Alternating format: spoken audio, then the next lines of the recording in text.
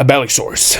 So, Abelisaurus are such an awesome group of dinosaurs. It's probably one of my favorite theropod groups, honestly.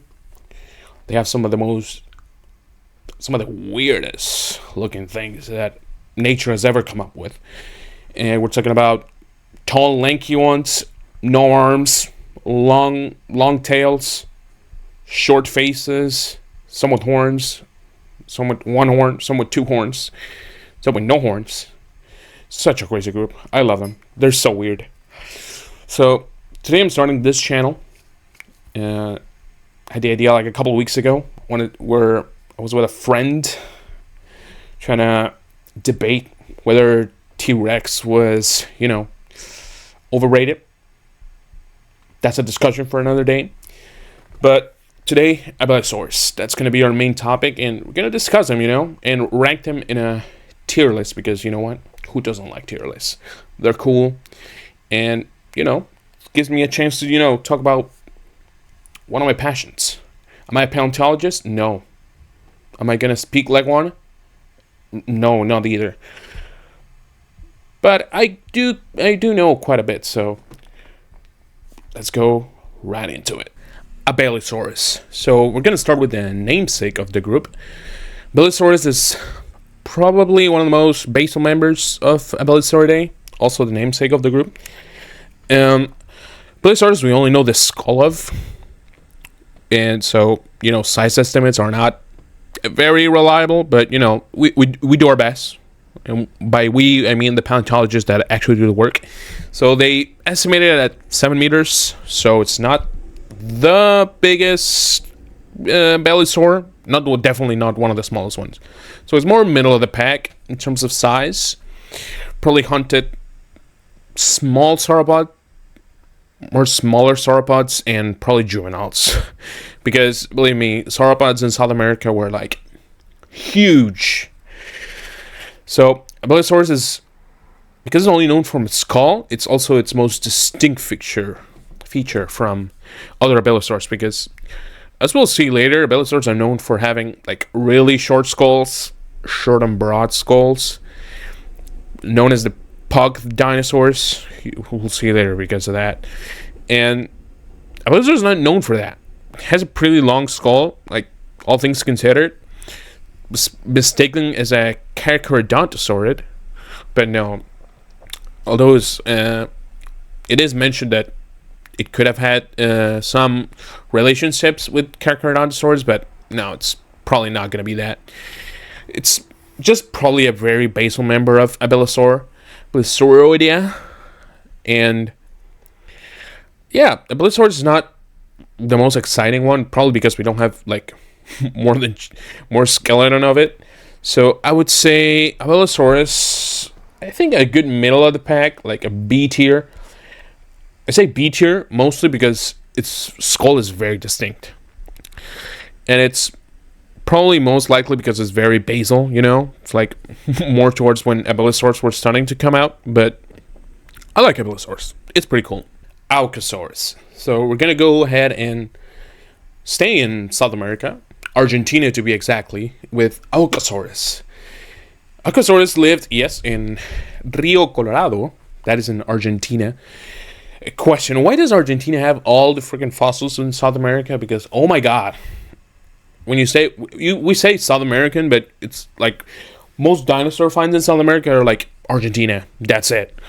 Like maybe Brazil, but that's it. Argentina. Oh my god. But yeah, just a little rant. Aucasaurus, you might have heard this name because there's a little show called Dinosaur Planet, where Aucasaurus is one of the two protagonists in one of the episodes. And yes, Aucasaurus is an Abelisaurid. So cool representation of Abelisaurids in media. We don't get that many unless you are a certain someone that we're going to talk later. But yeah, Aucasaurus is a little smaller than Abelisaurus. It's between 5 and 6 meters, I believe. And fun fact, the fossils that they found wasn't like, I think, an 11-year-old individual. It had like a birth defect in one of the vertebrae. So that's pretty cool. I think it was one of the first times they found out like a pathological defect on a theropod, like a dinosaur. So that's pretty cool. But oh yeah, I like Aucasaurus. I love its depiction in the show that I just told you about, and it's mostly shown like scavenging and hunting smaller sauropods, which I think Abelisaurs are really good at, or they were specialized in that. You know, they were fast, they had very long legs, especially South American variants. So I like Aucasaurus. Its depiction in the show definitely helps it because we don't see it mentioned that much, but it is pretty complete. It is a pretty complete one, so that adds points. And I mean, its name comes from the site where it was found, Aucasaurus. So it's not a very cool name, but you know, we'll give it to him. We'll give it to him. So I would say for Aucasaurus, oh my god, where is Aucasaurus here? Oh god. Where are you? Oh, there you go. Aucasaurus, I want to go with 8, B tier. I'm going to keep it in B tier above Abelisaurus. Mostly because its remains are pretty substantial, and I like its depiction in Dinosaur Planet. Rajasaurus. So I'm gonna jump a little bit from continent and go straight to India. And yes, you heard me right, the continent of India. Because what happened in the late Cretaceous is that India was connected to Gondwana, which was South America at the time. South America and Australia also was kind of connected to this. No, that's a lie. I'm talking about Madagascar. Madagascar is connected to that.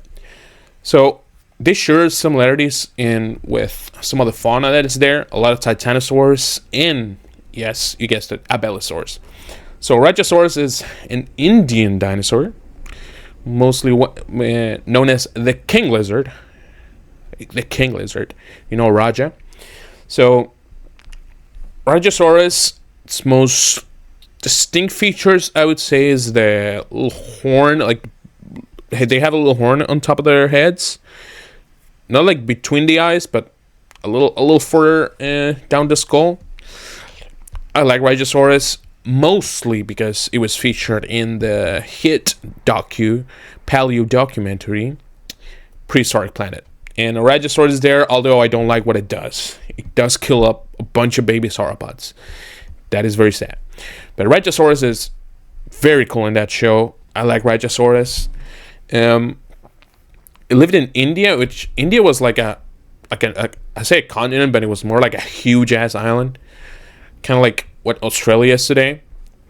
So it was definitely there in hunting sauropods. You guessed that, sauropods.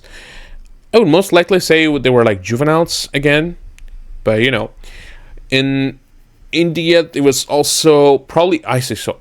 I think it's Isosaurus. Yes, Isosaurus was the titanosaur that was found in India and that was shown in the show. Actually, Rajasaurus is pretty cool. I like the name. It was a bit bigger than Aucasaurus, although they have similar features. It was like 6 meters, something like that. But I like Rajasaurus. It's pretty cool. Also, dinosaur from India, cool. Like continent, we don't get a ton of dinosaurs, you know. So it's good to see representation from those. So I'm gonna say Rajasaurus is gonna be solid A tier. I like Rajasaurus a lot. Arcovenator. Okay, so not gonna lie, Arcovenator. I don't have a lot of information on Arcovenator. It was recently described, fairly recently. The cool thing about Arcovenator is that it was found in Europe. Yes, so more of a northern, more northern than any Abelisaurs that have been found. There's a lot of indeterminate fossils found around these places because Europe was comprised of mostly islands in the late Cretaceous, Maastrichtian. So, you know, a lot of things are very fragmentary. So there's been other Abelisaurs that have probably lived there and that we've probably found, but they're not diagnostic yet. It's like too fragmentary to call it.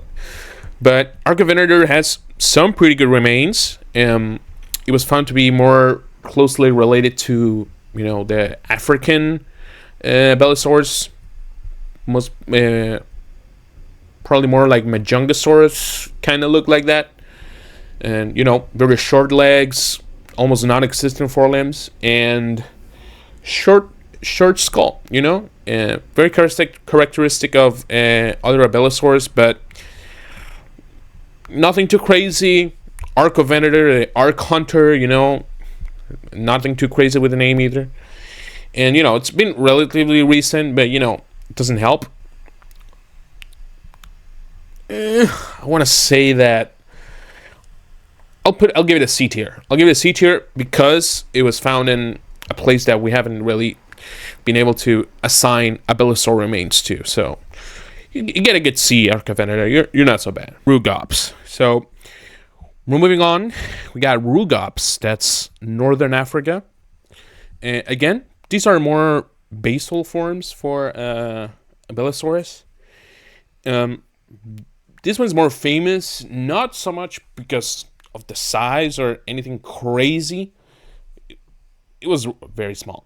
Rugops was like 4 meters tall, 4 meters long.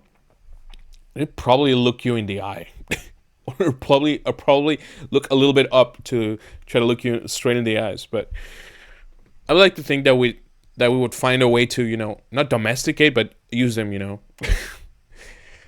Probably have like Rugops and zoos and stuff. Rugops is very famous because it was found in the same formation as Spinosaurus and Carnotaurus. So it was definitely not the apex predator of its ecosystem. It's probably more like a generalist, try to, eat whatever it can find, small things, carcasses. So probably not anything crazy, Rugops, but it's so cute. You can see it like how big it was right here. It was not very big. It's probably getting bullied by Spinosaurus and Carnotaurus. Although I don't think they could even reach this guy. This guy was probably like really fast. So for Rugops, I want to say I'll give it another C tier. It's not terrible. I like Rugops. It's pretty cute. But, it's like compared to other Abelisaurus, it's nothing crazy, honestly. Kryptops, more basal Abelisaurs from Africa, There's nothing crazy with Kryptops. I guess it was found not next to, but it was found in the same formation as a very early Carnotaurus, probably Eocarcharia. But Kryptops is another small Abelisaur. Probably did the same thing as Rugops, just a little bit. This one was found in Niger, so I don't think anything crazy has been found there. Probably Oranosaurus, I believe so. Correct me if I'm wrong. But I guess the name is pretty cool. Kryptops, from the crypt. But yeah, there's nothing crazy with Kryptops. And I honestly, if there's gonna be an Abelisaur in F tier, sorry, it's gotta be Kryptops. Rugops at least has the fame of having to deal with Spinosaurus and Carnotaurus.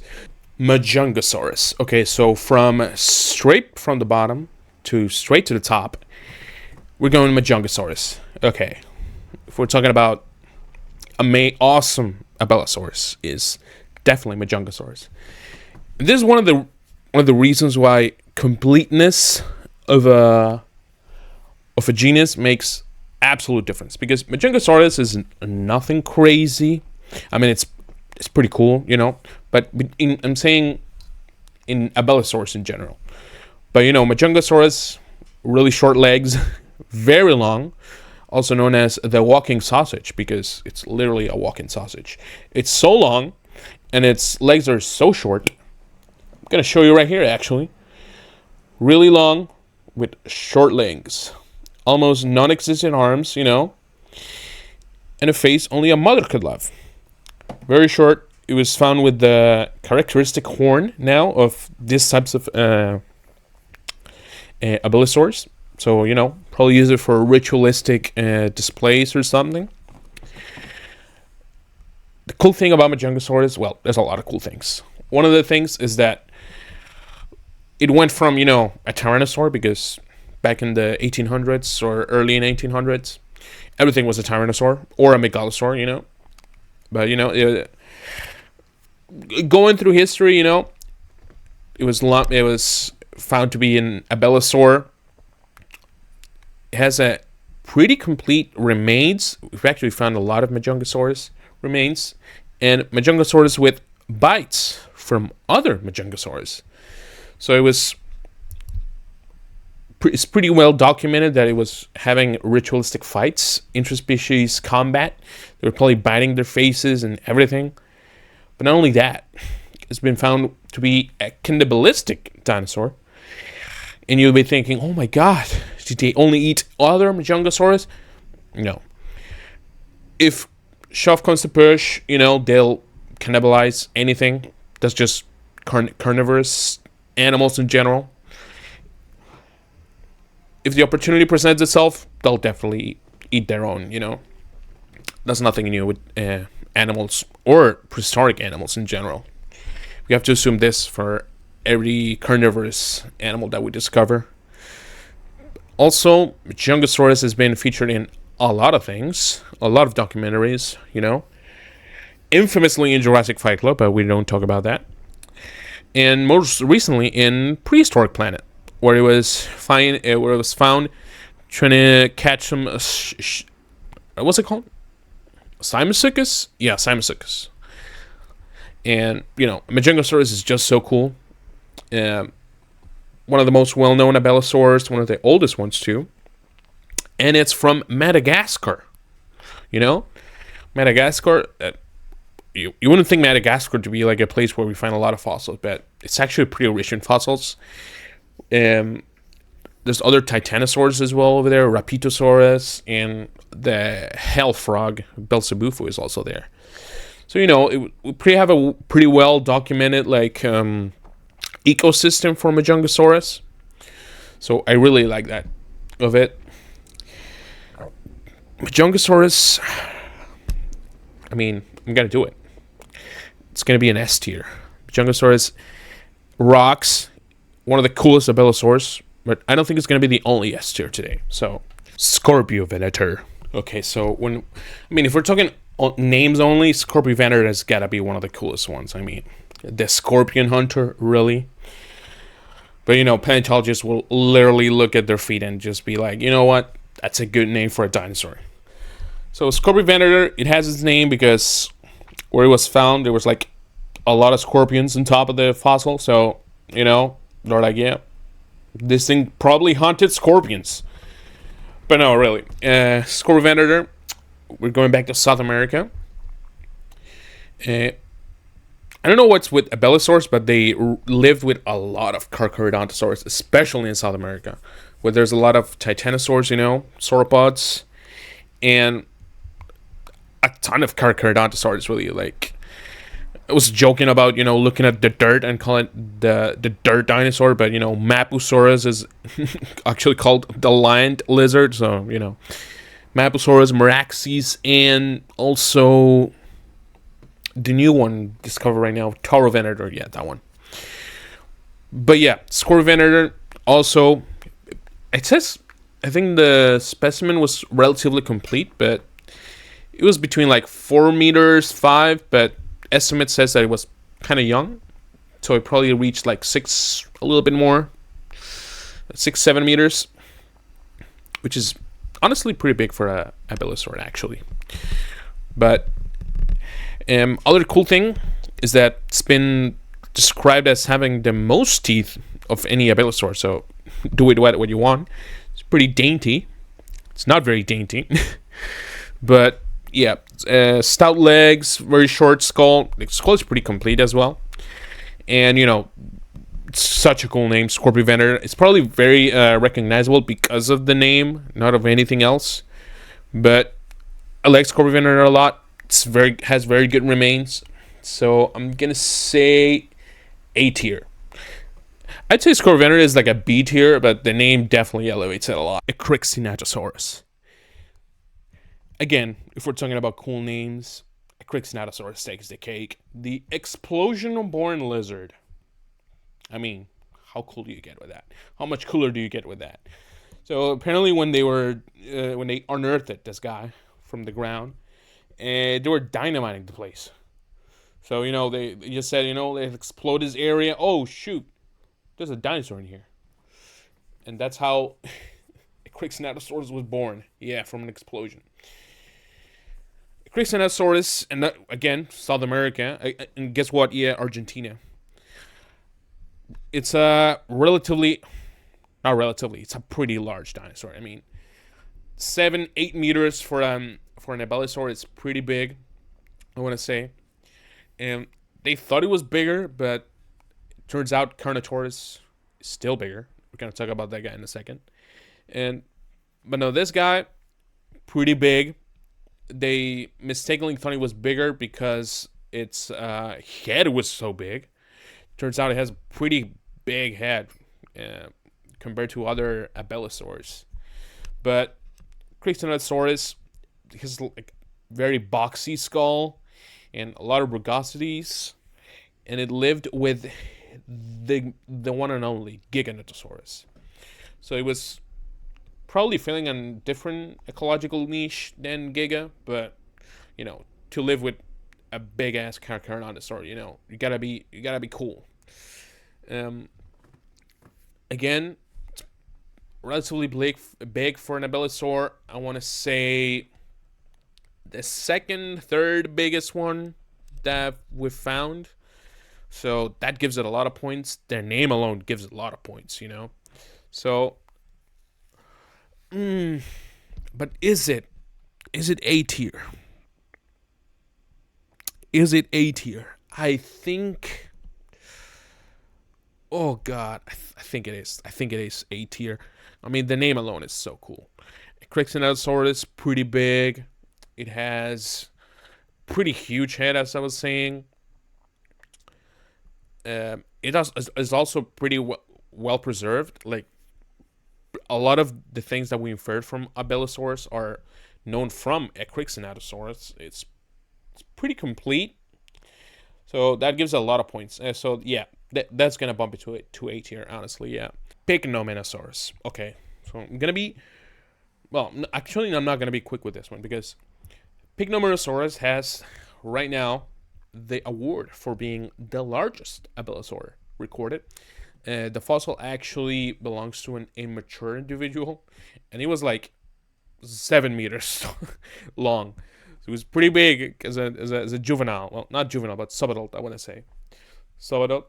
So it's probably way larger, kind of going to like 9 meters, which is, for a Abelisaur, is pretty big. It's pretty large. The thing is, it's very fragmentary. Pycnomenosaurus, we don't even have the skull to compare it. We only have like a fibula, femur, and aside from that, I think that's the only title Pycnomenosaurus has. OEM, the largest one, maybe. So, until we find more complete remains, or, like a part of the skull, so we can be like 100% sure. It is pretty cool that it's probably massive for an Abelisaur, but, there's another more important and more famous one that we're going to be talking about. So, I'm going to say Pycno definitely goes in. You know what? Being the probably biggest one is going to save it, and it's going to land straight into B tier. Carnotaurus. Okay, at last. We've come to the golden boy. The one and only. The most recognizable. The most famous Abelisaur of them all. Carnotaurus. Rightfully so. I mean, it's until Pycno, which, we discussed previously, probably one of the biggest Abelisaurs that was ever known, hailing from Argentina, lived in the Maastrichtian No, not with Amargasaurus, which is commonly depicted with, living with, but no. Carnotaurus is such a special dinosaur. It's so cool.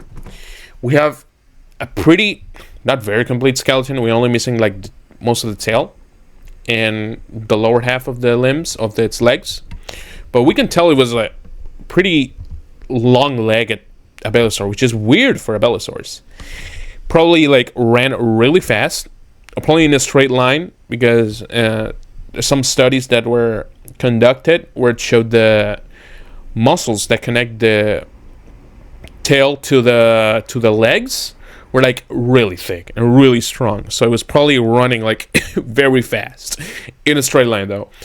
As soon as it had to turn, have to make sharp turns, it was probably gonna fall over, you know.